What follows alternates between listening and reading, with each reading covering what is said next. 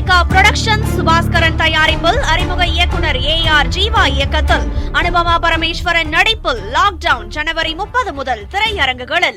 சென்னை மற்றும் மதுரையில் உள்ளது போல கோவையில் வக்ஃப் தீர்ப்பாயம் அமைக்கப்படும் என முதலமைச்சர் ஸ்டாலின் தெரிவித்தார். கும்பகோணத்தில் நடைபெற்ற இந்திய யூனியன் முஸ்லிம் லீக் மாநாட்டில் உரையாற்றிய அவர் 5 முக்கிய அறிவிப்புகளை வெளியிட்டார். தமிழ்நாடு வக்ஃப் வாரியத்தில் பதிவு செய்த உலமாக்களுக்கு ஓய்வூதியம் 3000 ரூபாயிலிருந்து 5000 ரூபாயாக உயர்த்தி வழங்கப்படும் எனவும், குடும்ப ஓய்வூதியம் 1500 ரூபாயிலிருந்து 2500 ரூபாயாக உயர்த்தி வழங்கப்படும் என்றும் அறிவித்தார். கோவையில் வக்ஃப் தீர்ப்பாயம் அமைக்கப்படும் என தெரிவித்த முதலமைச்சர், அரசு பள்ளிகளில் உள்ள 10 உருது ஆசிரியர் காலிப்பணியிடங்கள் நிரப்பப்படும் என்றும் கூறினார். தமிழ்நாடு வக்ஃப் வாரியத்தில்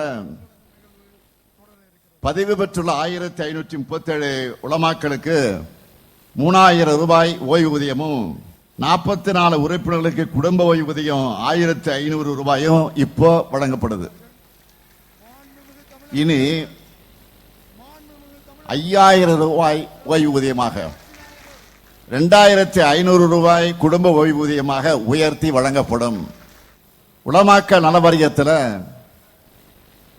15060 உலமாக்கள் இருக்காங்க.